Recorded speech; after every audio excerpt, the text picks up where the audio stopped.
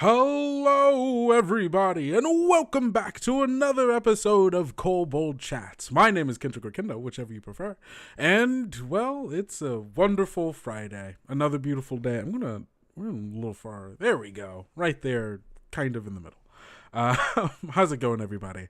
Gosh, it's Friday, the end of our week. Somewhere in the middle of our day. Maybe you're still at work. Maybe you're at home. Maybe you're having lunch. Whatever it is you're doing. Thanks so much for being here, hanging out with me, doing one of my favorite things, talking about Kobold Press and TTRPGs. Gosh, it's been a while. It's been a hot second since we've done this. Partially because I've been a little busy. Gosh, I think the last time we had one was right before PAX. Because then there was PAX weekend, which obviously I was in Philadelphia, having a great time at PAX Unplugged, getting to see a lot of my friends, playing a lot of really cool TTRPGs, and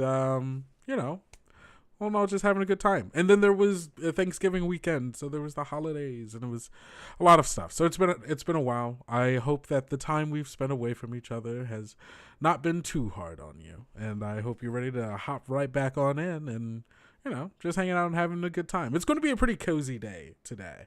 Not a ton of things going on, I mean, some important things, but not a ton of things. We have, we could get right on. Yeah, let's just get right on. I will start this off by saying, we're going to make a RiverBank cover character. It's about time. RiverBank's been out long enough. I have already made one character for myself, and I'm also preparing to run a RiverBank, not this weekend, but next weekend, for my partner and some friends. And so this will also give me a chance to go over them again and relearn them for my home game. And hopefully, if you all want, you can follow along at home. If you have RiverBank, either in hardcover or PDF, you too could play RiverBank. And make a character with me. So, that should be fun. But before we get to that, we've got other things we need to do. Come on! I don't know what that was. Hey, Jira, what are we talking about today? Well, obviously, the first thing we have to talk about is the adventure calendar. Yeah, it's that time of the year again, gang, where we give you good deals on everything that we've got. Every time, let me pull up the adventure calendar, all right? So this is the adventure calendar. You can go on over. Hold on, I'm going to get you a link. There we go. We're going to put the links right in here. Easy to grab. You made a lizard gentleman who's a tea importer. Ooh, that's fun. My first character was a crow person by the name of David Crawford, who was a spirit photographer. And gosh, this is a good game. Good game.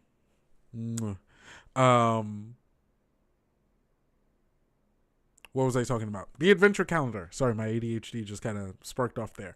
We're talking about the adventure calendar. So every weekday of December, for all the way until December 25th, we are revealing a new deal that will be available to you until the end of the month. So past Christmas, all the way to the end of the year, that you can take advantage of these. So we've already gotten the first two because this started Wednesday. So on the 3rd, guess what we got? Boom! Free shipping for all orders over $50. And a lot of the times that's a singular book. You get one book, you get one hardcover, and guess what? You got free shipping. Great for a gift for you. Great for a gift for your friends, your family, your loved ones, whoever it is that you want to give the gift of a Kobold Press book to. You can get it. Or is it Crowford? David Crowford. Honestly, that's a better name than Crawford. I should have went to you, Michael. I'm sorry. If I had known, I would have hit you up and I would have asked. So that's what we got on Wednesday. On Thursday, guess what we got? Boom! 30% off of Tome of Beast 2, the second in the Tome of Beast series. And just because it's the second doesn't mean that it's the middle child of the Tome of Beast series. No, it's just as good. It's great. And 30% off until the end of December. For your game master who might need some more monsters, for you who might need some more monsters, for anyone who needs some more monsters. Tome of Beast 2. And then today we gave you a free PDF. Yeah, every Monday. What is it? Every Monday and Friday? Is that right? Yeah, every Monday and Friday you're going to get a free PDF. So this is the first one. Today you can get Tome Unbound, and this is kind of like a companion expansion for Tome of Beast 2. So if you get Tome of Beast 2, guess what? Boom, you get its expansion for free, which gives some of the monsters new actions and abilities to kind of shake up the game a little bit, but also it has new magic items, spells, and feats that are inspired by some of the monsters, so you can kind of like get your monster hunter on a little bit, where it's like, you killed it, and now you can use its pieces to make this magic item. Or you get this feat or whatever. It's good. I have too many monsters thanks to Tome of Beasts. Not that I'm complaining. It's a good problem to have. Having too many monsters, the dungeons are always full. Doesn't matter who's trying to get into your fort. You've always got a dungeon. You've always got a monster ready to throw them into the dungeon. So that's what, and each of them have this like cute little art. I love this. Well, that's less cute and more monstrous. It's still a little cute. It's got like a little round face. Like a little, like almost like kind of dolphin-y a little bit. It's cool. All right, so now you know the deal about the adventure calendar. I already put the link in here. Yes, I did, because I'm smart. I didn't mean to do that. Sorry, I pressed a button I didn't mean to press. But it doesn't matter anymore. So let's head on down to the next thing. We had a new blog come out today, and as we all know, I love the Kobold Press blog. It's free new content for you most weekdays. And so much of it is so helpful. And so guess what? We're going to go over another one right this second. Once I put the link into YouTube. Haha, there we go. All right, let's talk about Prepared. So this is this is from Prepared Expanded, which has a bunch of like 31 adventures that are just like easy. You can just take them, put them into your game. Here's the Prepared Expanded Edition. You could get the PDF for it for $19.99. It's pretty good. And also, it's just, hold on, I actually have this book. Give me a second. Because I love it. Just look at the quality of that book. The cover. I love the cover. I mean, I love the color of the cover. It's just, it's a beautiful, you get a sense of the size. It's got 31 adventures in here. You want a last minute adventure with you and your friends. You didn't prepare for a session, but it's like, dang, oh man, it's Friday already. I have my session later. I didn't prepare anything. Prepared, the expanded collection. It's great. And also you can get more prepared. There's so many. You can always be prepared with Kobold Press. And so this blog is just going over one of those adventures. And this one's good for the season because it has a lot of ice. I woke up this morning and there was snow on the ground. Ugh. I forgot what snow looked like because I lived in Texas for like 5 years. And so they don't really get snow out there. Not like real snow. How many pages is the average adventure? I can check. Give me 1 second. I think they're only like a handful of pages because they're meant to be like, they're one-shot adventures. So let's see. This first one, the 8 faces of Biabzu, an adventure for 4 to 6 first-level characters. So you get the background for it. You get some information on running the adventure, and then it kind of like walks you through. Hey, what is it that you do? So that's 1, 2, 3. 4 and a map for this first one. 1, 2, 3. Oh, that's the 1, 2, 3, 4. So each of them are about like 3 to 4 pages. Each of them has a map, and like guidance on like running and concluding the adventure, and also like hooking you into it as well. So they're pretty short adventures. Very easy to just kind of pick up, go, and it's got all of the reference stuff that you need for like, hey, this is this monster. Find it here. Things like that. But let's look over this one. Upon the Icebound Terrace is a hard challenge to 4 6th to 7th level PCs. We left Goral's outpost and went north for several days. The weather held, and we counted our blessings. We'd heard stories of the place and had it in our hearts to find those ruins. Vladimir had a map we'd bought back from some locals. They said it was as old as some words, whatever that meant. It was early evening when we saw the crack in the glacier. We went single file through the long tunnel that opened up into a valley. And at the end of the valley we saw it, a stone terrace partially encased in ice. We made camp with the intention of exploring the ruins in the morning. What came for us just before dawn I cannot say. White fangs, white wings, and cruel faces, laughter. I fear I am the only one left alive. Yeah, map per adventure. Yeah, right? Because each of them, you can see this is the map for this one. It looks like this is the place that they said they arrived. Cartography here by Michonne Cantrell. Let's see. So the background for this is oithosis. That's a fun word to say. Oithosis, the exceptional ice mephit and his foul underlings have uncovered a powerful relic at the entry to ancient ruins.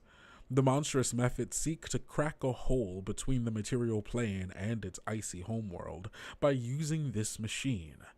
Then lead an army of elemental lackeys and conquer the civilized outposts of the north.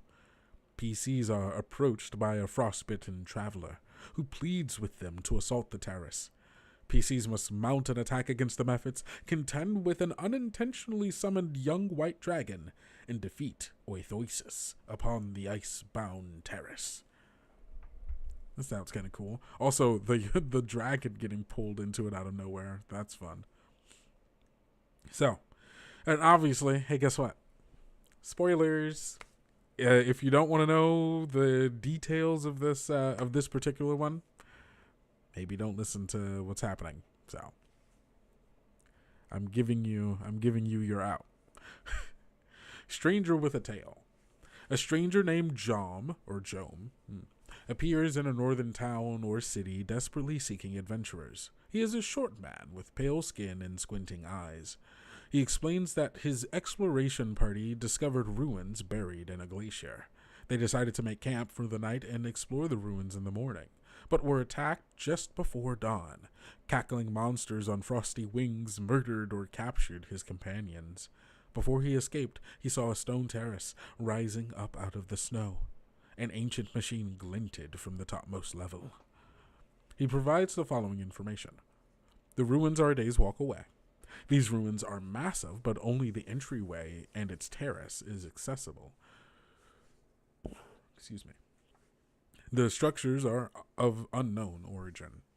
He does not know the fate of his companions. He sustained a nasty injury from the cold claw of the larger monster. And he hopes that some of his companions still live. A DC 13 wisdom perception check reveals that he is ill. If pressed, Jom shows his injury.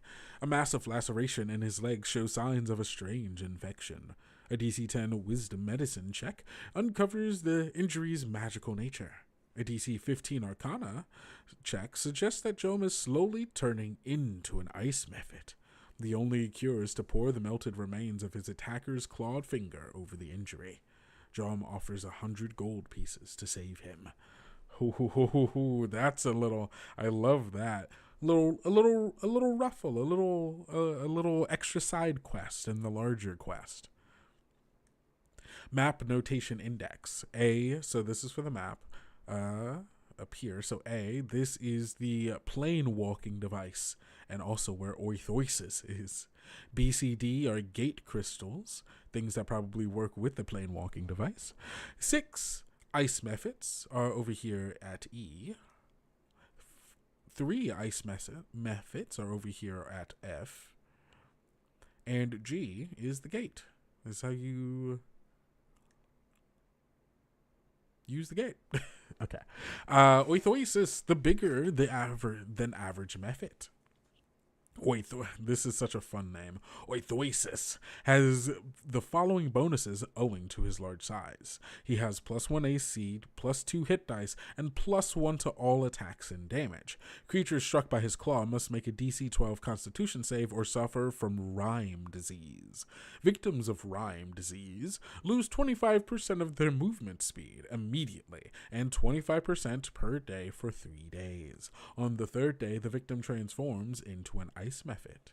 The disease can be cured with a cure disease spell or by pouring the melted remains of Oithosis' claw over the wound. Hello, how's it going? We're talking about this really sick icy adventure in Icebound Terrace, which you can find in Prepared Expanded. Gesture wildly when all the spoiler time is over. Understood. Will do. Thumbs up. The gate crystals used to energize the planar device. The crystals on the terrace hum audibly. These translucent white crystals radiate magic. Contacting a crystal while it is energizing the machine initiates.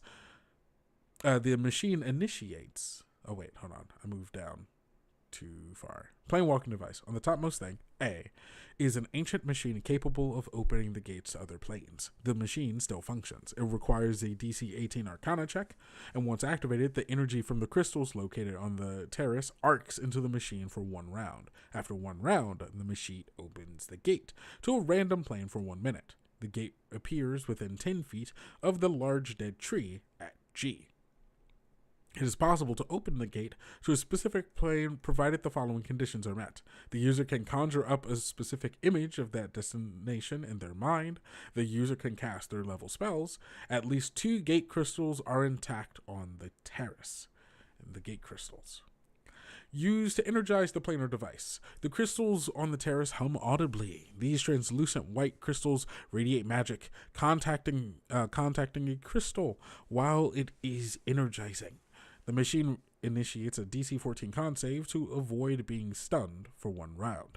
The crystals are destroyed, can be destroyed. They have 10 AC, 10 HP. A destroyed crystal cannot power the machine. The crystal at C has a small removable crystal set into its base. And you will see that is a Lantern of Revealing on a DC 15. Arcana check. All right, I'm not going to keep going because I want you all to choose to go and read it. So you don't forget, you can. Already put the link in here? Yeah, I did. So go check out this blog if you want to learn more about that adventure and also more prepared. I'm gesturing wildly. We're back. We're done. It's done. We're good. Hope that was clear enough. All right, so now it's time to get into the real thing that we're here to do, and that is to make a character within RiverBank. If you haven't already, first of all, if you haven't already gotten RiverBank, please do yourself a favor. Go get RiverBank. It's a good game of chaos, proper animals, and chaotic shenanigans made manifest. But yeah, I figured that it worked. Awesome, love it. I figured that we should talk about how to make a character in RiverBank, and maybe walking through this process may make it easier for you, and maybe it might sell you on the game itself. Whatever it's going to do, I think it'll be fun because I just want to make another character. Because I think the options that they give you for making characters in RiverBank is pretty good.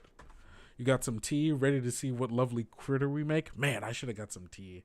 I was thinking about it, but I didn't go ahead and do it. I didn't go ahead. Yeah, no, I was right. I didn't go ahead and do it. Is it too late to make tea? Yeah, we're already kind of in it, aren't we? We're already kind of in it. I'll have to remember for next time. Let's talk RiverBank. So I have here the RiverBank PDF, which, hey, if you don't already have it, you can go buy it on the Kobold Press store. I've already linked it. Use your freedom to do whatever it is you want to do. Get RiverBank. You have coffee. Ooh, scone sounds really good. Man, now you all are just making me want tea and scones. I guess that's what RiverBank does to you, huh? You sit down along the riverbank and you're like, hey, oh, look at this gorgeous art. Look at these cozy animals. Look at all the shenanigans I'm about to get up into.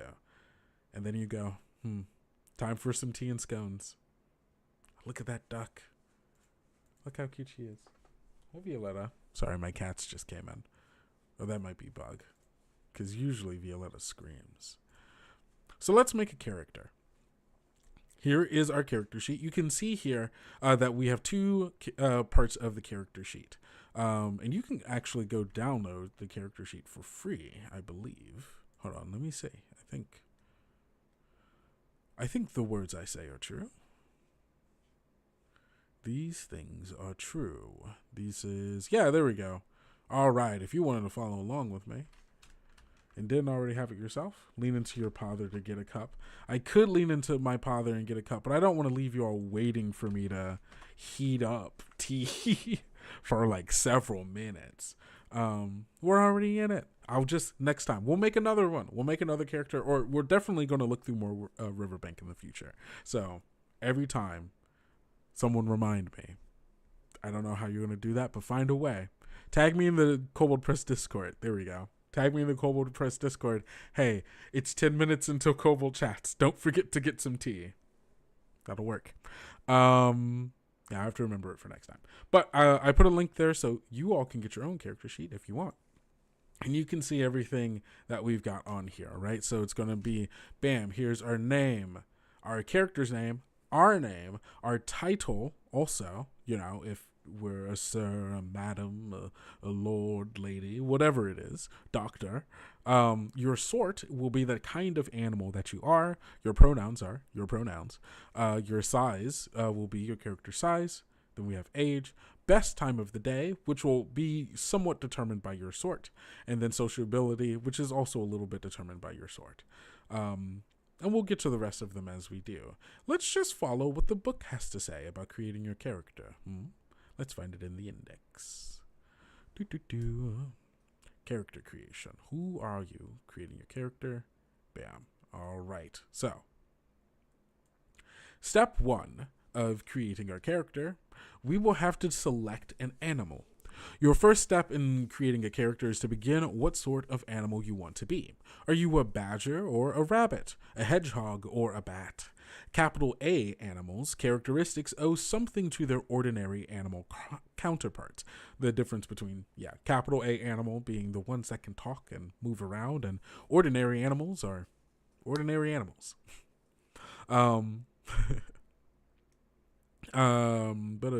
Mingled with popular lore about that species and or well-known literary visual examples. For example,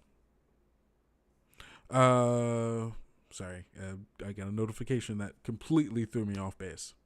For example, a fox has rusty-colored fur, pointed ears, and a lavish tail, and she may be sly or shifty. A mole probably has a plushy velvet waistcoat and bad eyes, and he may well be staunch, loyal, and true, like the mole in The Wind in the Willows. An owl is likely to be wise, or at least think she is. Beyond this, each sort of animal has special abilities or specific characteristics known as innate peculiarities, such as a goose has wings, an otter is aquatic, and a hedgehog has spines. Many sorts of animals can become characters. Some entries in this section actually represent categories containing multiple animal options. For instance, frogs and toads are both amphibians, with many characteristics identical for the two sorts of animal. In these cases, the descriptions itemize the differences.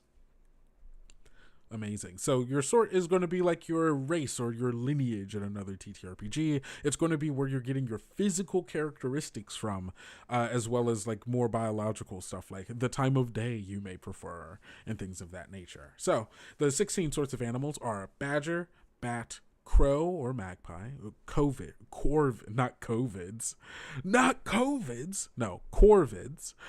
and rodents such as a dormouse, mouse, rat, or water rat, a dove or pigeon, also known as columbids, waterfowl such as duck, goose, or herons, fox, amphibians like frogs or toads, lagomorphs like a hare or a rabbit. I didn't realize hares and rabbits were different creatures. Hedgehogs, reptiles like lizards or newts, moles, otters, owls, squirrels, stoats, or weasels, also known as a mustelid. So these are the 16 sorts of animals. Oh, there's a bunch of names here. Some of these animals may seem to overlap with other sorts. For example, ordinary badgers are mustelids and thus are related closely to stoats, weasels, and otters, and yet the badger is its own sort of animal, and mustelids and otters are separate sorts. This often arises because of a famous literary or artistic animal of that sort. The badger and the otter may be mustelids, but they are major characters in The Wind and the Willows, one of RiverBank's sacred texts, anointed of old. And when you have chosen your animal sort, jot down the preliminary stats, innate peculiarities, and other important notes on your character sheet. So we have 16 options here. Gosh, okay, yeah, we're getting to it. What kind of animal should we make? What kind of animal should we make? Just going to zoom into these options a little bit here. There we go. These are our choices. Badger, bat, corvid, rodent, columbid, waterfowl, fox, amphibians. I could always roll, right? I guess there isn't. I don't have a D16 on me, so I can just do like a random number generator between 1 through 16. So let's do that. Unless someone has an option, is going to yell it out right now. I'm doing a random number generator from 1 through 16. All right.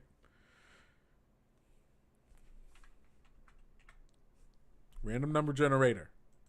Here we go. Generate. 16. It gave us 16. Okay. And 16 is a mustelid, a stoat, or weasel. I do like stoats. I do like weasels. This is pretty solid. I'm super down to be a stoat. Let's do it. Okay, cool. We know exactly what we're gonna be. Always go with random. I agree. I like the generative process of being given a prompt and then trying to get something out of it. You know, a lot of that's, I just like improv, but it's also why I like games. You know, mustelids. Here we go. All right. So, a stoat or weasel. Good choice. Thank you. All right. So, oh, look at this little guy. Oh yeah, I want to be one of these cuties. This is good. Okay. So, a stoat or weasel, a mustelid. They are size small with males larger than females. Stoats are slightly larger. So, weasels are a little smaller. Stoats are slightly larger. I'm going to say I want to be a stoat over being a weasel, I think. So, excuse me. We're going to go here. Whoa. So we'll go here. We're going stoat, mustelid. We're going size, small. Amazing. Best time of day. Any time, though individuals have personal preferences. I think I'm going to flip a coin to decide day or night. Am I a day or night? I had a D2 around here somewhere. Where is that D2?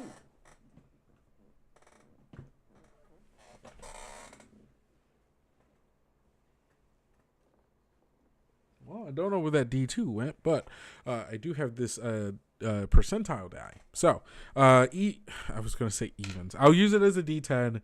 Evens, day, odds, night. 7. That's an odd, which means nighttime. We prefer the night. It's more stoatly. It's with R2. Yeah, I don't know. That's good. It took me a second. The R2D2. And then, sociability are solitary. They are solitary animals. And actually, we can go back up where it talks a little bit more about what does it mean? What are the different sociabilities for a character? Let's go back up. Who is an animal? What are they? Animals, ordinary animals. Yes, yes, yes. Quick look at character creation. Aesthetics. What are stats?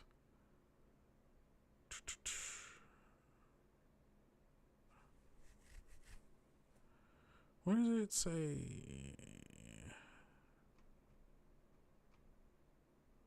Who are you? Oh, I guess the stats might have been. Hold on. Yeah. Maybe you were teaching me how to play the game and I shouldn't have been trying to just skip through it. Maybe it's on me. Okay, yeah, so those are your stats. Those are your peculiarities. Knacks, all of that good stuff. Okay, cool.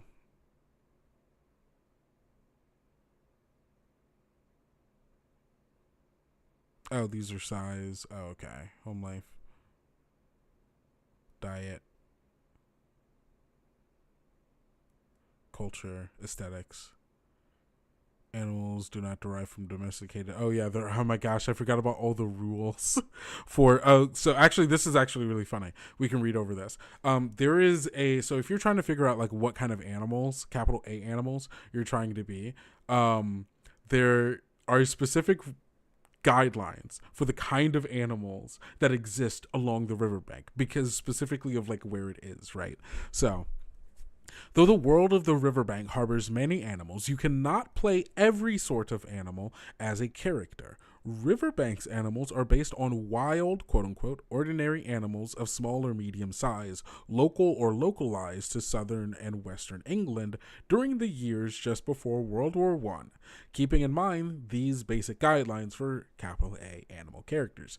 Animals do not derive from domesticated or habituated species, so no cats, no dogs, no parrots. They do not derive from agricultural species. You cannot play a duck or a goose because, while ducks and geese are common in farmyards, they also thrive in the wild, unlike, say, chickens. So that to say, you can play ducks and geese. You cannot play a chicken or a turkey. Animals derive from species native to Britain, or those imported many hundreds of years ago, and which lived in southern or western England in this period of time. This eliminates wolves and ravens. It should eliminate the dormouse, but the dormouse sneaks in by virtue of appearing in Alice in Wonderland.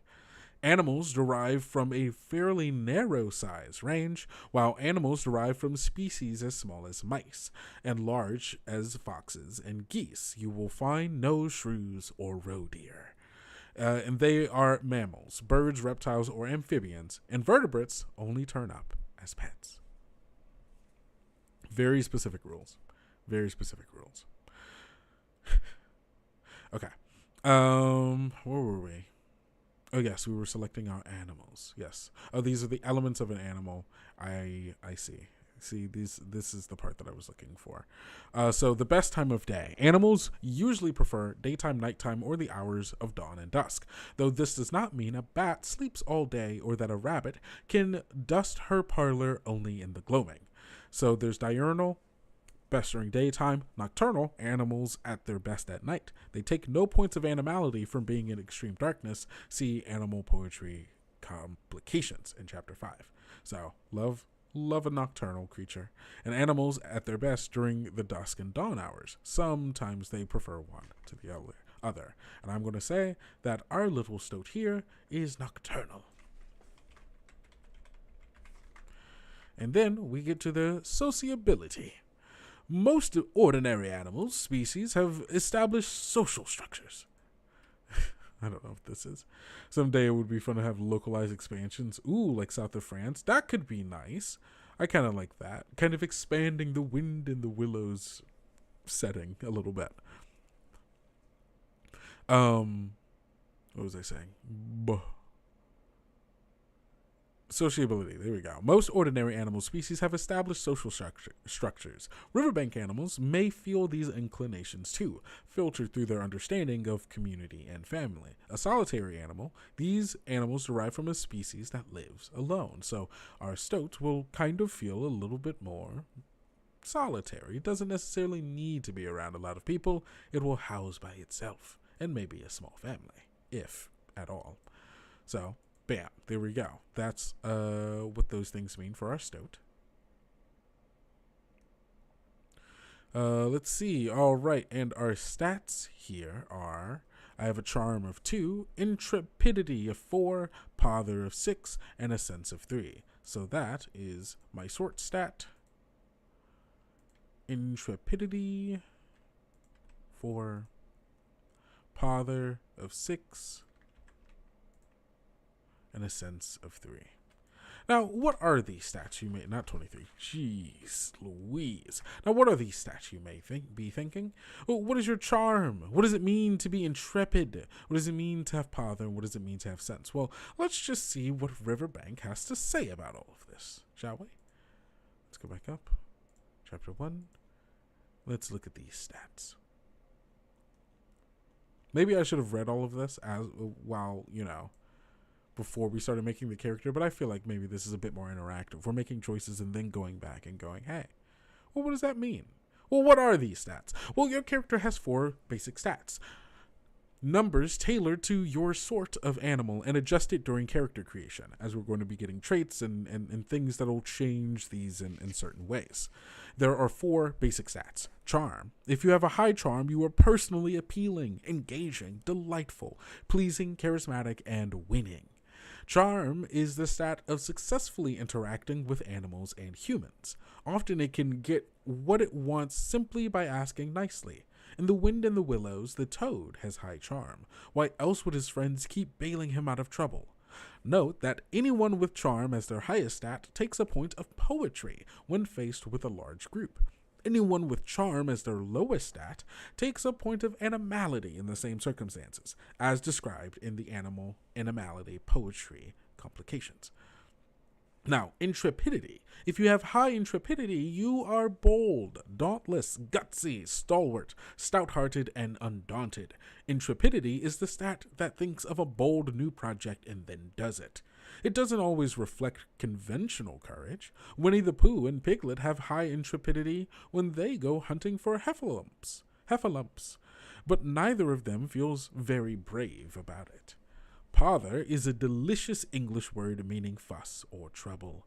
If you have high pother, you are a chaos magnet. Things just seem to happen to you, or because of you, to you, and around you. And sometimes your actions, or actions that make chaos happen. But if anyone in your group of friends is going to find a treasure map hidden in the cellar or accidentally step on a nail, odds are it's you. In The Wind of the Willows, the toad is the very king of pother. Sense. If you have high sense, you are grounded, level-headed, rational, reasonable, and sensible. You might think of it as common sense. Sense is the stat of sound and prudent judgment based on carefully observing the situation or the facts, thinking things through, and taking the best option. Peter Rabbit's mother has high sense. Now, these basic stats do not map onto conventional character stats from other role-playing games, and they don't capture many conventional game characteristics. Most animals enjoy a fairly narrow range of strength. They lack large physical variations of ordinary animal species. Their constitution, they're pretty tough by human standards, because they're animals. And dexterity, their paws or claws make them a little bit clumsy compared to humans. Maximum pother badger or bust. Oh, that would be fun, but I'm sorry, we're already a stoat, which means maybe we're very intrepid. Who's to say? Oh wait, we did just write down the stats, and we're actually very, very bothersome. Actually, it's our paws. We're very clumsy. Many feats to dexterity, agility turn up as snacks. Just because you have learned to bake a pie with your paws doesn't mean you can use them effectively to paint a picture or pound a nail. Stats do not directly map onto how well a character can do to any particular action. For instance, you don't use intrepidity to lift your end of a small boat, or sense to decipher your great aunt's miserable handwriting, but they do serve various purposes in the game. They help you attempt actions that rise to the level of deeds. They may cause specific side effects when you attempt those deeds. And having a high or low stat may cause you to be the catalyst character for a given situation. This game emphasizes role-playing over mechanics. A character with high pother and low intrepidity is very different than a character with the reverse. So, a fifth stat. The fifth stat is your animality and poetry range. This goes, basically, it's a spectrum from -8 to +8, -8 being animality and +8 being poetry. Various circumstances, roles, and inciting incidents might make you move up and down this range. But when you get to the maximum of either of these, your all the way to like true animality or true poetry, you kind of whack out a little bit. If you go all the way to animality, you become this animal, right? You become close. You might throw off all your clothes and start, I almost said meowing, but you can't be a cat, making noises and like, being the animal that you are. But if you're at maximum poetry, maybe all of this is too small for you. You need to go and write the next great British novel. And so you just fully go into that. And you become not a part of the story for a little bit as you have lost the balance of your true self. So basically, that's what that is. What was I saying? Oh, yes. Okay, cool. So basically, the higher you are in any particular stat, basically kind of says how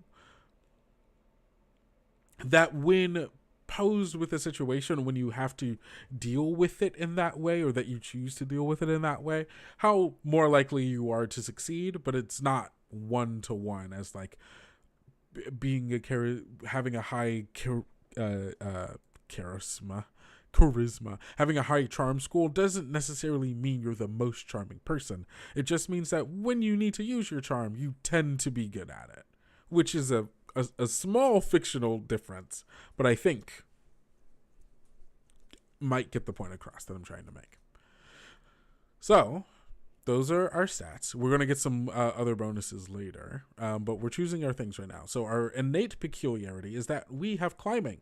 Mustelids receive a +1 bonus for deeds involving climbing or scrambling, usually deeds of valor or discretion. They take no points of animality from heights, which some animals can. So we've got climbing. I'm just going to copy this right here. I'm going to put that in our innate peculiarities. I'm going to delete that. Whoop, ba, ba, ba. Climbing.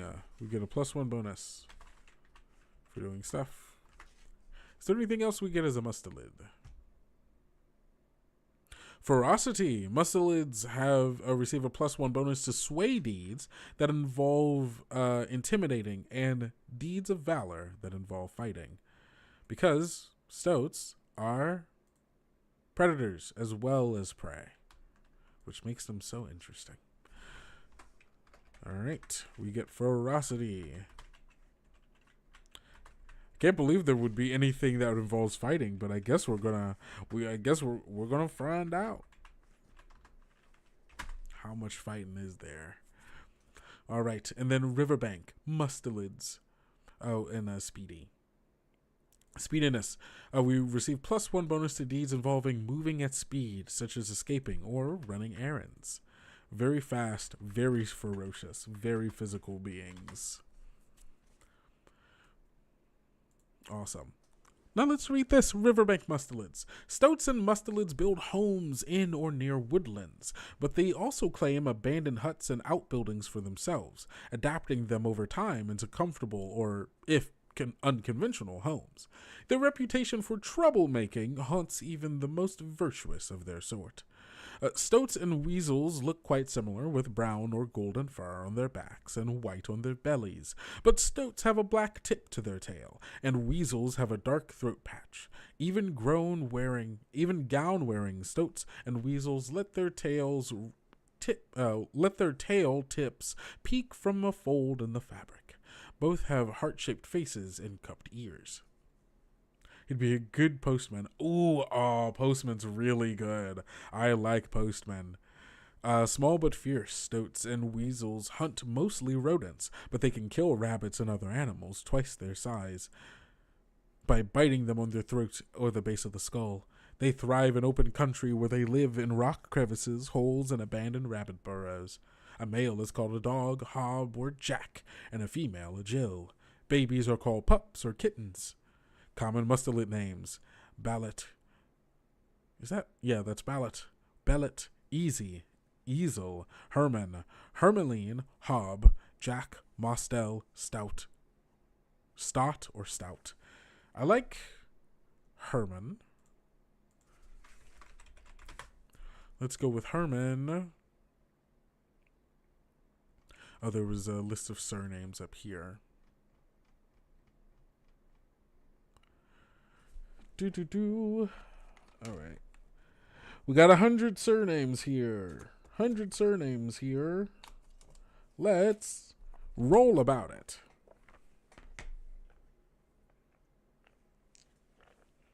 Herman Stout. Herman Stout's pretty good. I had a teacher, a theology teacher in high school named Mr. Stout. Good guy. 92. Whittock. Ooh, Herman Whittock? That's a good name. Herman Whittock. See, that's the power of rolling. What did I just do with my dice thing? There it is. That's a good name. Herman Whittock. Oh, love it. Okay, so we've got that, and I think that's all from that, right? Yeah. Okay, cool. So, step 2. We're going to select our personal peculiarities. By this stage, you've received innate peculiarities specific to your sort, and now we will select 3 personal peculiarities from a list. These specific details of characterization flesh out a character in interesting ways. A personal peculiarity makes a one-time permanent improvement to one of your preliminary stats, or occasionally it improves 1 or 2 stats and decreases another. After that, the peculiarity remains to support roleplay by offering a character note you can develop in entertaining ways. In many cases, you choose which stat your peculiarity alters, whether it affects sense or pother, has the same effect on the stat, but the choice offers role-playing alternatives. So let's look at this list. All we know for right now is that we are a stout. I do kind of like the idea of maybe like a postman or like a dock worker, someone who does like physical labor. So we're looking at a blue collar worker, most likely. Appreciates the finer things. I don't think that's me. Believes in self-reliance. Ooh, okay, maybe. Believes in the unexplained. That could be fun, but I think I did that with my other one. Brangles. You love a bit of friction, the salt that adds savor to life. This makes you contrarian in discussions, or maybe more direct. When the uppish animals from Heverly Green, an animal village in the hills, comes in for the stick fair and start putting on airs about the superiority of the tavern's ale, it's your clear duty to thump some heads. Brangles increases only 1 stat, but which one you choose may imply something different for your role playing. Oh yeah, I've got to go Brangles. I'm so brangly.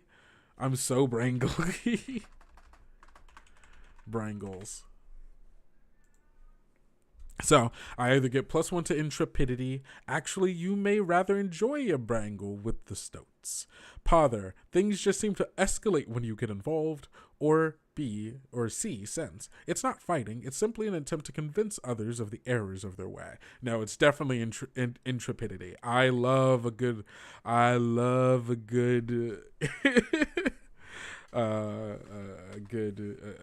a good brangle, I guess. I'm not familiar with this word.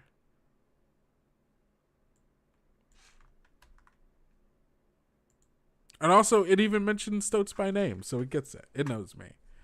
Good afternoon, Mr. Darklight. We're just making a character here in RiverBank.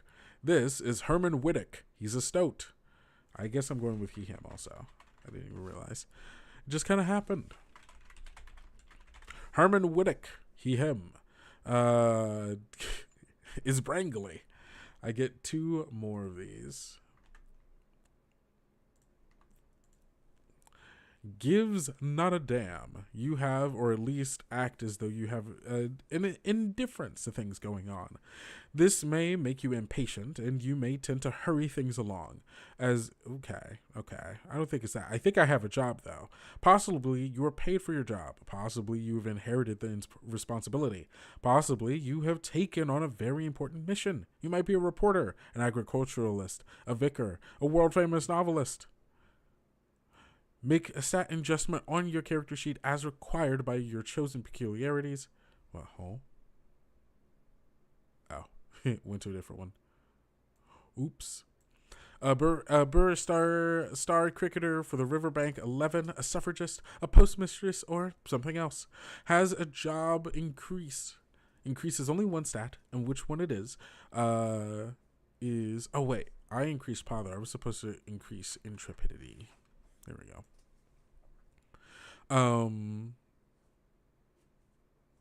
You're willing to get out there and strive. If it's intrepidity or sense, you've learned some important lessons about time management, responsibilities, and getting things done. I think it's intrepidity again. I think it's I'm willing to get out there and strive. Yeah, okay. Hello. There we go. Cool. All right. So we're going with has a job. And I think the job is going to be, I'm going to say dock worker. I like the idea of them working at a dock along the riverbank. And then paste that. Okay, cool. All right, we've got one more we got to choose. Has a pet. I love my little butterfly pill bug. I don't think I want a pet. I'm solitary. I don't need a pet. I eat pets. Has enthusiasms. This is the way that the game says has ADHD, which I have the enthusiasms. You're obsessed with something others might find trivial, collecting stamps, building a better bicycle, or recreating the menus of the ancient Roman writer Epicurus. Whatever else is going on, you pursue this obsession. It may change from time to time, but you always have one. I don't think I'm going to do that one, though. Has wanderlust. You have a roving heart. Is comfortably off. Is dependent. Is new to the neighborhood. Is poorish. You mean poor. Is poor. Is dramatic. Is house proud. You love your home. Is loyal and true. Is susceptible to tenderer emotions. Loves company. Loves the land. Ooh, I kind of like the idea of loves the land, maybe. You love nature. The quiet beauty of a meadow at dawn. The flaunting glory of an autumn sunset. You spend as much time as possible outdoors. Yeah, this is why this is... Ooh, but this also works for Postman as well. I'm kind of liking Postman, actually. Let's go Postman.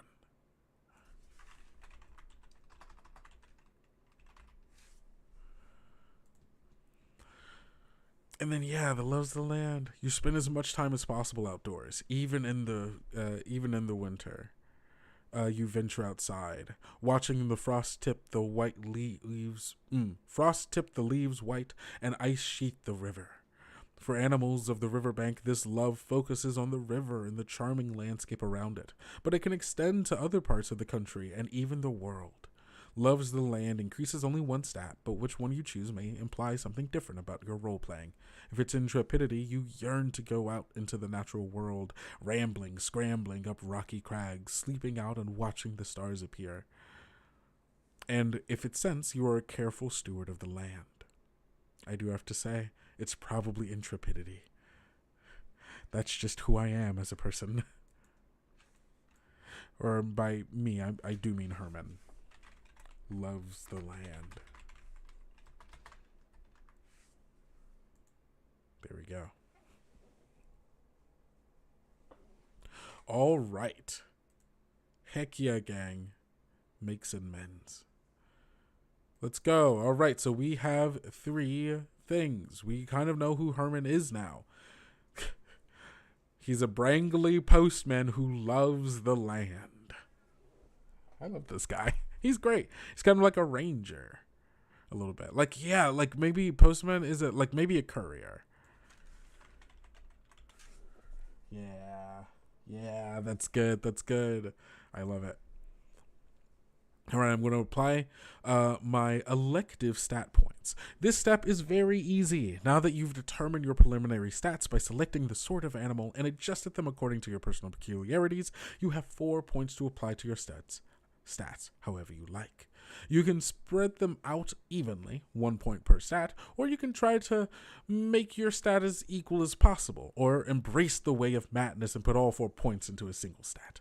Unlike most role-playing games, when you want to perform a deed in RiverBank, the stat you use in the attempt is selected randomly. You can combine your preliminary stat score, peculiarities, and elective points to emphasize any one stat or no stat, but only the dice will determine whether having, for instance, a high sense stat helps in any specific deed.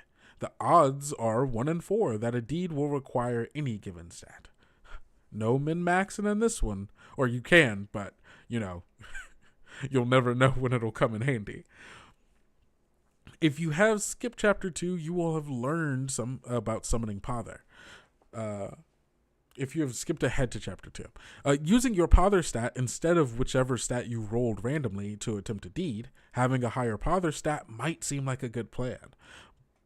Surely you think, in your innocence, if my Pother is high enough, I can practically guaranteed success.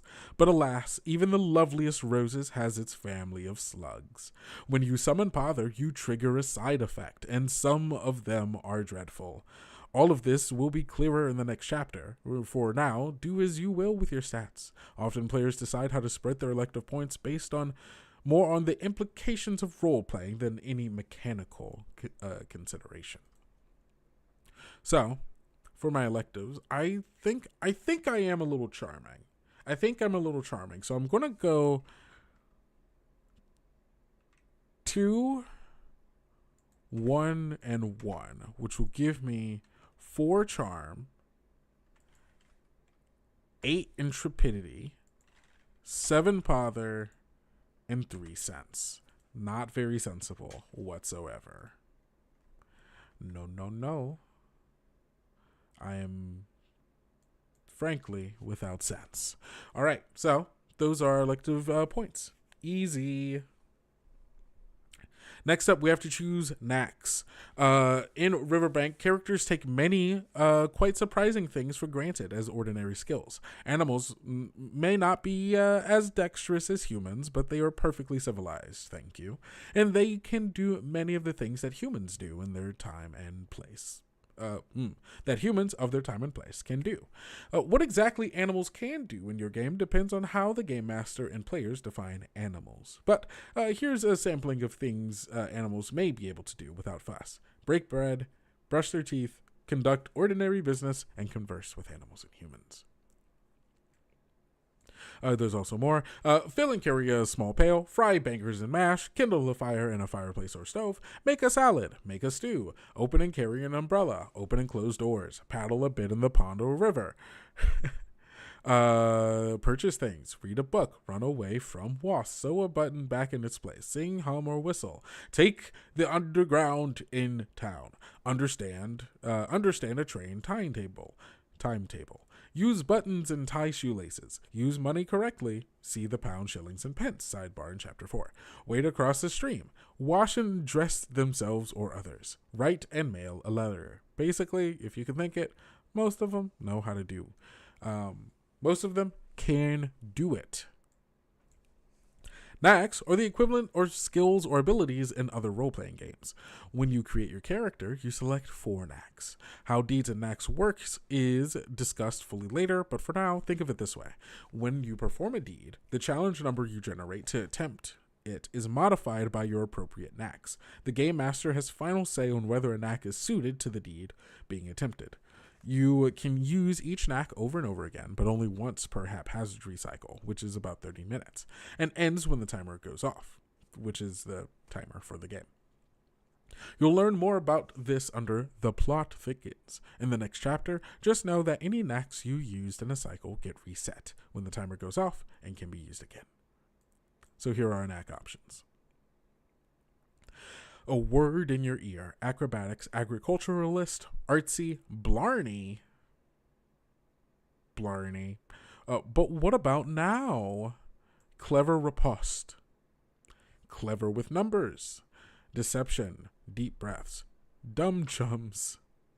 Et tu, fiddly bits. First aid, flying, good in the kitchen, good with motors, good with real boats, good with a needle, good works, green toes. Handy, helping paw, high art, human people. Hydrophiliac, ingratiating. Okay, so what do we know? We're a courier, we love the land, we're going out, we're ambitious, we love doing things, we get an idea and we just go and do it, and sometimes it's just going out into a field and staring at the sunset. Do I have a farm? Maybe. Maybe I do. I do love the land, but it's more of a going out to adventure. I'm not really like I'm not like a carer for the land, right? I'm not a tender to the land. I like physical culture. +1 to bonus to deeds focusing on strength, such as using a human hammer, carrying a heavy parcel, or lifting a large rock. That feels right. +1 to deeds focusing on strength, physical culture.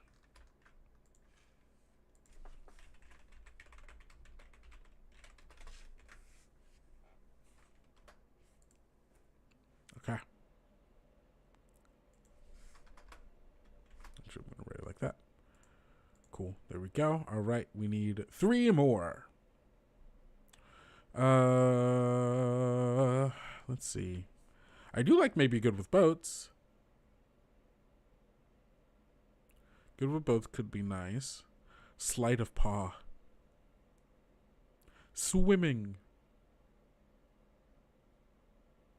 Sporting.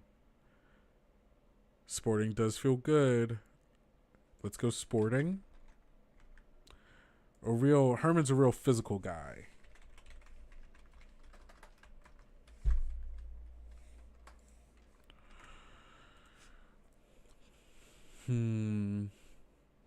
Deception.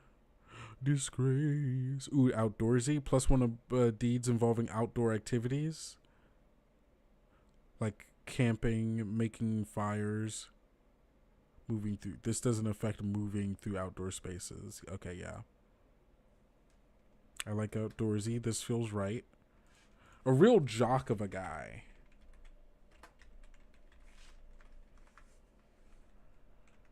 Are there 2 O's in outdoorsy? Yeah, there we go. And now we need 1 more. I want something that's maybe like different from like, because there's a lot of like, I'm good at lifting, I'm good at sporting, I'm good at outdoorsy. I'm really just making a ranger. I want something that's maybe like, oh, this is a little surprising, you know? Maybe Let's see. Master Mariner. Night Owl. Outdoorsy. Pinch a penny till it squeals. Read the room. Saw it somewhere. +1 bonus deeds to braininess deeds. You remember having read something to the point. Ooh, okay. I kind of like that.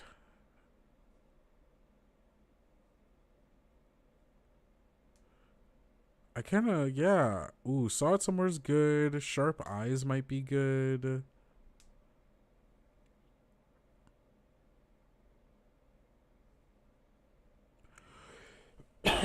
um.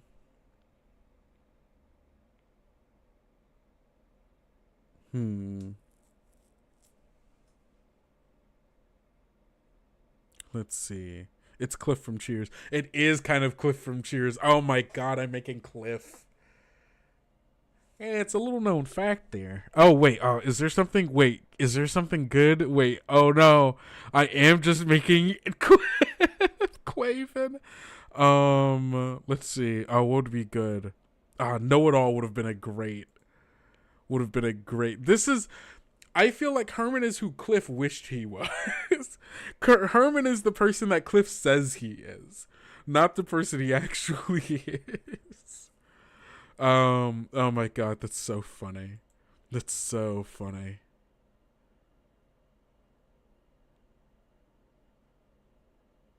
Let's see. Okay.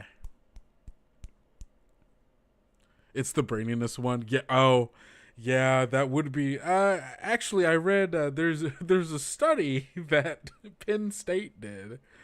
Oh my god. Oh, Night Owl. You certainly maxed out the acrobatic human people. Night Owl swimming. Yeah. Oh, Saw It Somewhere would be the Cliff Clavin one. Let's do it. Let's do Saw It Somewhere. That's just funny. That's just really funny. That's so good. +1 of braininess deeds.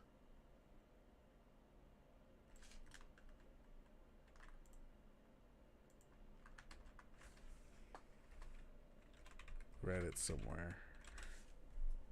That's so good. Oh my god, I hate how good that is. Yeah, totally saw it somewhere. Okay. Insufficiencies, impairments you roll for during character creation. Just as with Nax, a circumstance you can find yourself in can trigger an insufficiency. Though, unlike Nax, insufficiencies can come into play an unlimited number of times per haphazard cycle. Some inefficiencies affect your position on the spectrum between animality and poetry. For instance, inclined to growl may move you 1 point towards animality if you succeed at a deed. Regrettably, if you were already sliding down the animality side of the scale, but quite useful if you're moving a little too quickly towards poetry. This process is described fully in Chapter 2 as part of how to perform deeds. So, here is the list. It is a D10 list, and you know what that means. Time to roll our D10. Totally saw it somewhere because he's been everywhere. Oh, so true. 2, fascinating to ordinary animals. I love this. This is so good. Okay, so my insufficiency is fascinating to ordinary animals.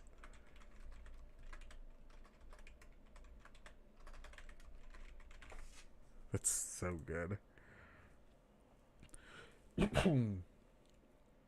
For some reason, ordinary animals find you fascinating, causing them to forget even reasonable amounts of caution in your presence. You find yourself embarrassed by and occasionally inconvenienced by farm animals, wild creatures, human pets such as dogs and cats, and animal pets such as butterflies and millipedes.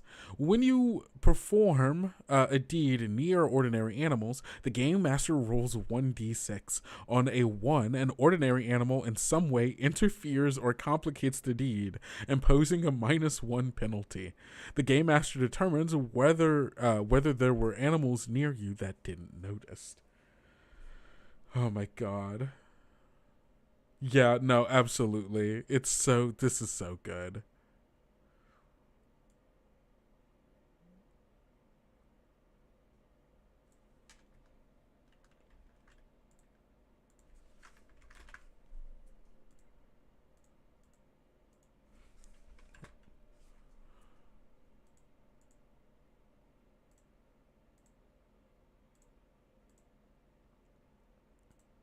Okay. Ooh.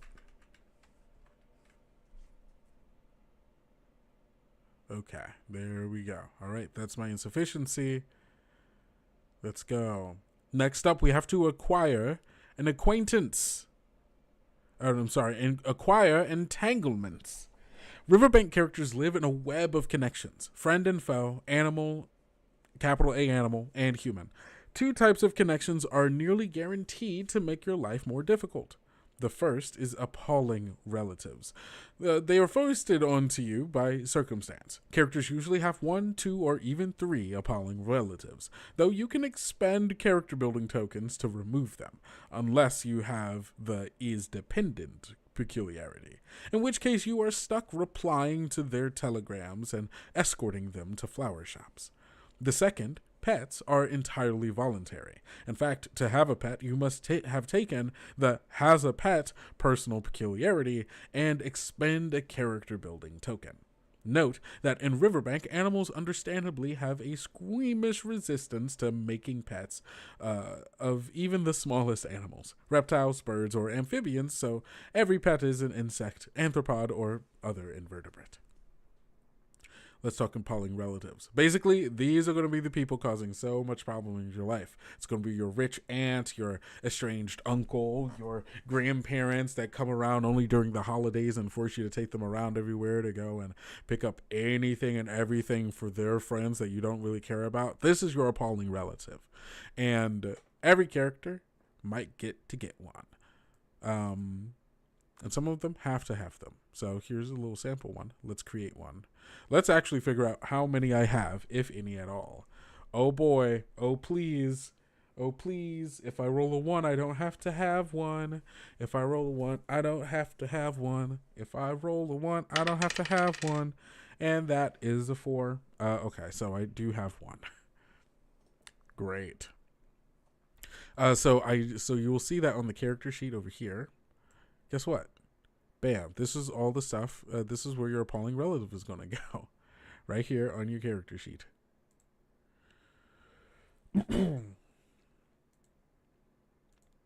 Let's see. Okay, so here they are. Let's see. How old are they? Or actually, let's see their relationship, because maybe they're related to me, maybe they're not. That is a 1. This is my great aunt or great uncle. I'm gonna roll odds, aunt, evens, uncle. That's a 1. It's my great aunt. What's our relationship? This is my great aunt, which means she is also a stoat. She uses she, her pronouns. Make Scrooge McDuck. Okay, well, Scrooge McDuck is my grandmother. Is my great aunt. For the relative. Okay, yeah, we can kind of move things in a way to make her basically Scrooge McDuck. How old are they? Scrooge McDuck is, I'd say he's getting on a bit, right? He's like, how old is Scrooge McDuck? Let me look this up. Time. I didn't think I was Googling today. How old is Scrooge McDuck? He's 75 as of the Carl Barks comics. Let's see. Let's go by the most recent Scrooge McDuck, which comes from the 2017 series, DuckTales. Show me your age. Born in 1867. That's... You say born circa 1867? Once an avid adventurer. Okay, wait, hold on. I can't get caught. I can't get lost. He's immortal? The Scrooge McDuck of the 2017 DuckTales TV show is immortal? I guess I need to watch the DuckTales show? That's kind of cool. Okay, well, immortal, ancient, over the age of 80 for sure, to 1911. I don't know. We're going ancient. Age ancient. Thank you. Scrooge. What's my name? My name is Herman Whittock. Scrooge Whittock. My great aunt. Scroogina. Let's see. Okay, on which side? This is on... I rolled a 5 on my father's side.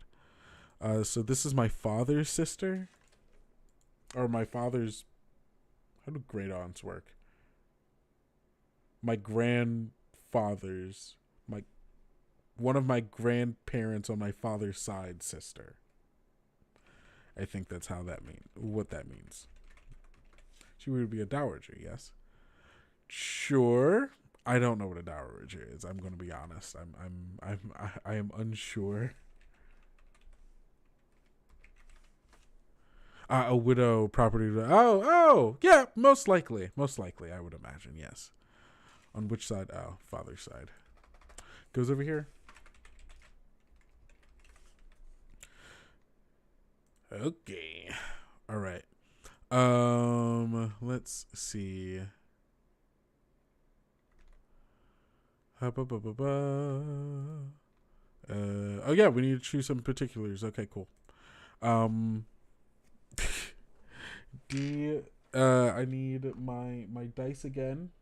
My percentile, my D10. Where is this? Where's my D10? There we go. All right. First one up is 61. What's 61? Muddled. Ooh, a little confused. Think Maggie Smith and Downton Abbey? Yes. Understood. I'm in. God, I need to watch more Downton Abbey. I surprisingly really enjoyed it. Muddled is the first one. Oh, that fell off. 37. Formal. Ooh, okay. Yeah. It's all coming together. 80. On the dot. Obsessed with what's beyond the veil. My ancient, muddled great aunt who's always babbling about seeing ghosts in her house or trying to meet up with some psychic who claims she can do a seance to speak with her dead husband. This is great. Oh my god, this is so good. Obsessed with what's beyond the veil. This is so good. I love this. There's this ancient woman. Okay. Who can't die and will never see the beyond. Oh, that's deeply tragic. That's so tragic. What a good game. What a good game. All right. Greatest weapon? What's the greatest weapon to get what they want from me? 3. Explains to you endlessly why you are wholly wrong to not see things their way. Oh, the constant demeaning. The constant...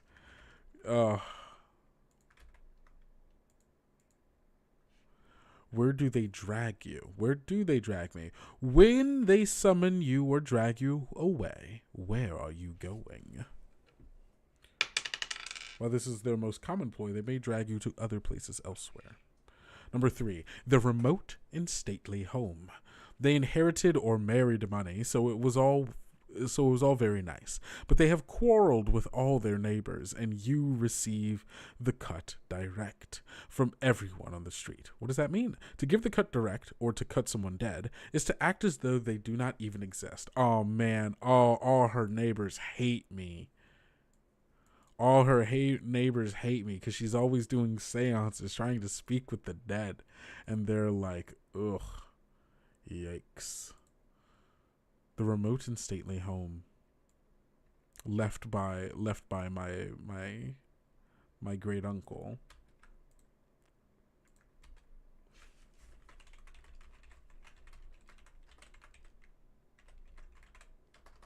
Uncle. What is the home name and location? Is there stuff for here? Okay, so home name, well, it's probably, so let's say that she is on my father's side, and so like direct blood relation rather than married in. She married wealthy, and so her name is, oh my god, did she marry a duck? Scrooge McDuck is her name. What was one of the, hold on, wait, what are one of the Stoats names?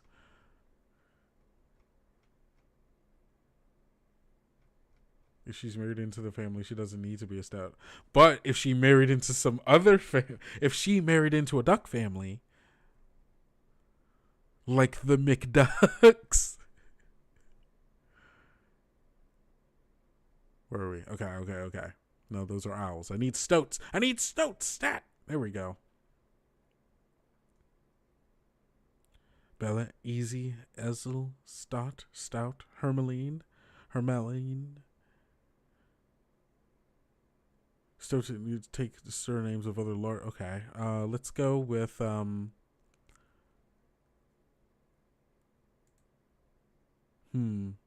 she's the widow of Scrooge McDuck. Let's go with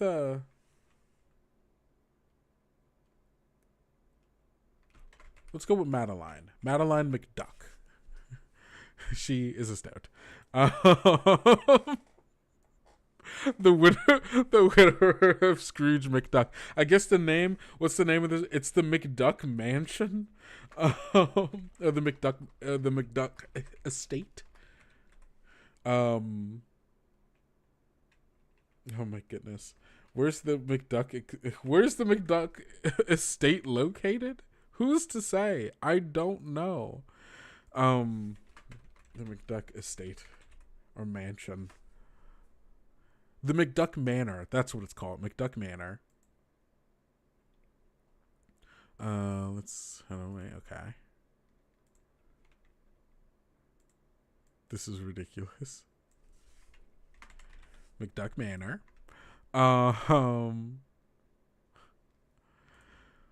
Where is it? Let's see. It's he lives in a. I'd say it's like in like a small countryside, like right outside of London.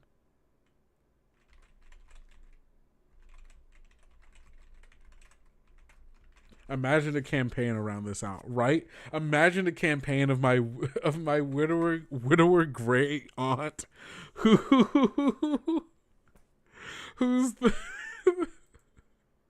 the widow of Scrooge McDuck.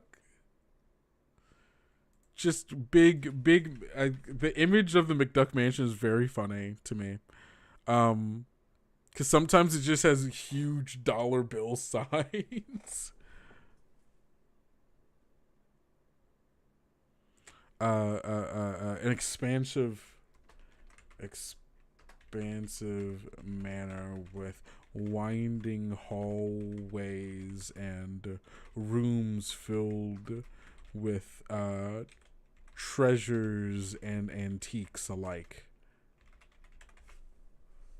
And that's why they don't like me. Absolutely. They don't like me. All her neighbors are ducks and resent the fact that she's a Stout. And they're like, hey, come on. We know you married McDuck for his money. All right. We know you married McDuck for his money. And you're what else is there to say? Does she have a pet? Let's see. Can I roll for that? I have to select her personal. No. What? Oh, no. Okay, wait. I forgot that I went back up to find a stoat name. Pets. She can have a bee. Beetles. I don't think she has a pet either. I think she's also pretty solitary. All right, and finally, we're going to use our character building tokens. We have 5 tokens because we are not comfortably off, dependent, or poor. So we've got 5 tokens to spend.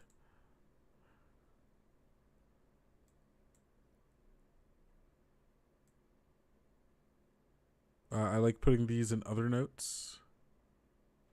Oh, wait, is there another place for these? Ba-ba-ba. Ba-ba-ba. Ba-ba. Oh, yeah, okay, yeah, these are, yeah. Okay, cool. Cool. So, let's do it.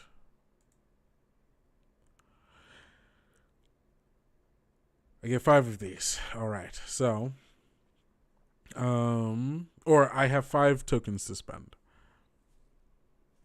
Let's go with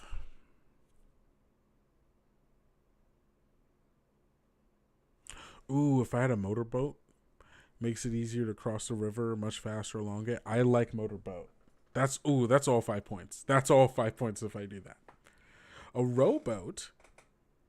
I like that. That's only 3. Let's go rowboat. Let's go rowboat. So I do have a rowboat. Yes. Wooden rowboat. What's it called?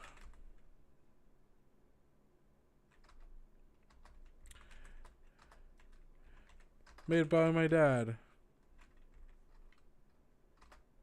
By my father. By me and my father. When I was a kid. Bam. There we go. That's 3 of them. I just need 2 more.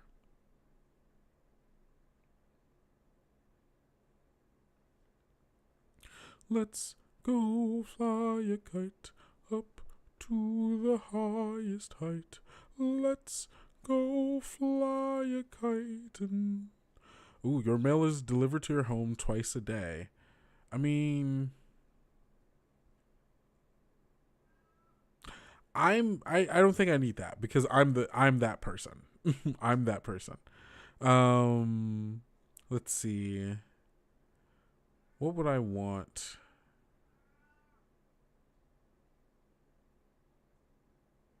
Ooh, I want a camera. I want a camera so I can take pictures of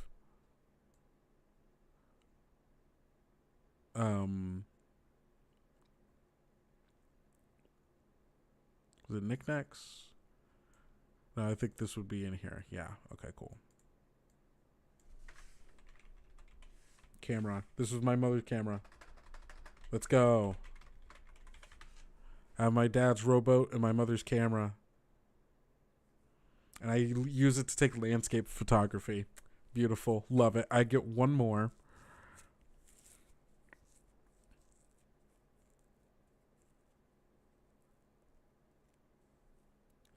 I'm going to say...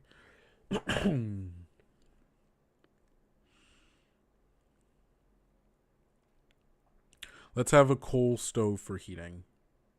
A closed iron stove can replace an open wood fire in your hearth. It's much cleaner, warmer, and easier to keep lit, but you do lose a little charm. I do like the charm, though. I do like the charm, so maybe not. Maybe not. Maybe postal home delivery. You know, I have another postman who comes to deliver to me.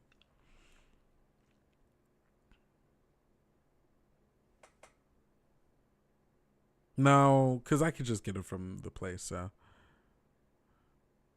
let's go with...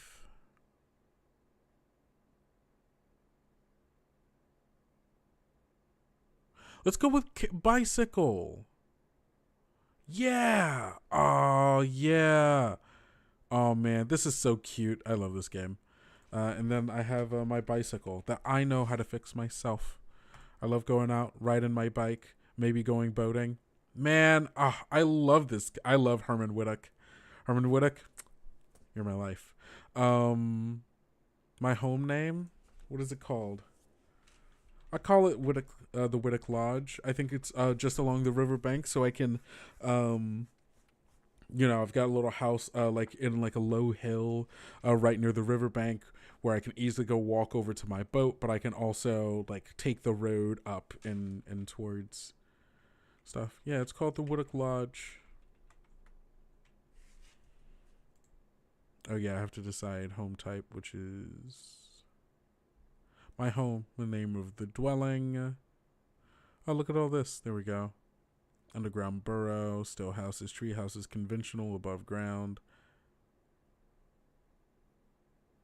I think it's a conventional and above ground. Oh, wait, a burrow. Some people are living in a burrow.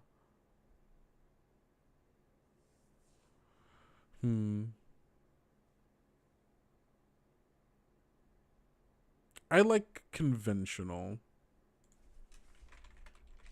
but it's small because it's just for me. So it's like a little cottage.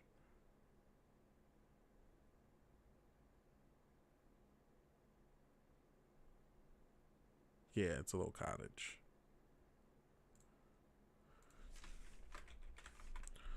Location. Yeah, it's like right by the river. Along the river's edge. I have no housemates. The heart of my home. What makes your house home to you? The oak kitchen table with the oil lamp and the strings of onions and herbs hanging above it. The hearth and inglenook. The comfortable seats right next to the fire. The rose arbor. Ooh, I think I have like a little, I have like a, what is that called? Is it like a bayside window?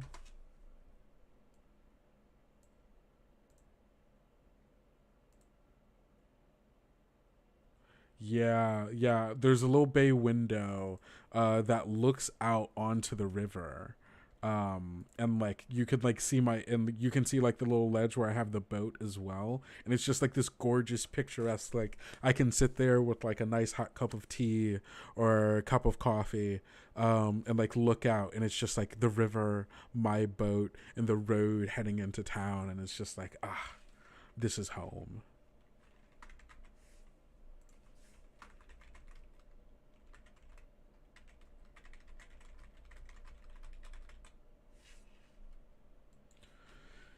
You're never home much because you're always on the road or river. Yeah. And truly, the thing that that I love the most about my home is this view looking outwards and like reminding me of all the places I can be and all the places that I've been. It's so good. Small cottage with 2 rooms. 2 rooms and an outdoor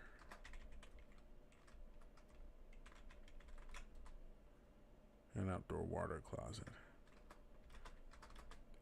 It's a home not meant to be stayed in, only to stop by for a brief respite. Mwah, beautiful. Live in a boat. Yeah, I live in my boathouse with a large bay window. Exactly. This is so good. This is Herman Woodcock, everybody. Oh, my age? I think he's still relatively young. Old enough to have seen a bunch. Or no, maybe still young because... Let's go with... 27. Ooh, I pressed the wrong button. I forgot what things did. Not 273. Still young, right? Old enough to have experienced some things and probably thinks like, man, I've seen so much, but you still have so much more to go. This is it. Herman Whittock, the Stoat. A beautiful postman, if I ever done seen one. Wearing the blues well. Yeah. Oh my God. And like, this is just like every single option given to us just slowly built on and helped mold this character in ways that like I didn't imagine. I had no idea what kind of character we were going to end up making, and we've made this wonderful outdoorsy kind of scrappy postman who loves riding his bike and taking the boat out on the river to take pictures with his the boat that he built with his father, to take pictures with his mother's camera. It's so good. It's so good. Young but still seen a bunch. Exactly. Mostly just because he refuses to like stay still. There's so much of this world that he wants to see, and being a courier helps do that just a little bit. Everybody, this is the beauty of RiverBank. All the stories we could tell. Just, I love them so much. And the random dice, right? Just like having all of these be just a sense of like, if you have to, if this is the thing you have to do, this is, this is the way that you're gonna have to move through it, right? When you're getting into like a big deed or whatever, you don't get to decide what stat you're using, because in life, when you're proposed with a problem, you don't just get to choose your way out of it. Sometimes the situation is going to demand a certain kind of response, and you're just gonna have to hope that you're good enough in order to react to it. And also, it's okay if you fail, because sometimes failure is just as funny.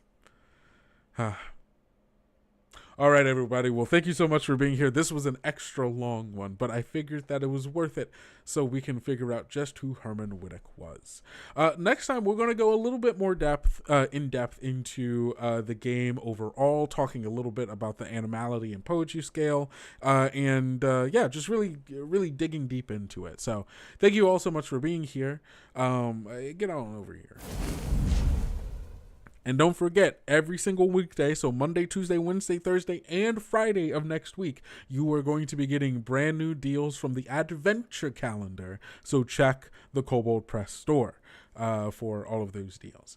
And I will see you all next Friday, same Kobold time, same Kobold channel, to talk just a little bit more RiverBank. Thank you all so much, and this has been a joy. Don't forget to go out, be bold, be brave, and be valiant. See ya.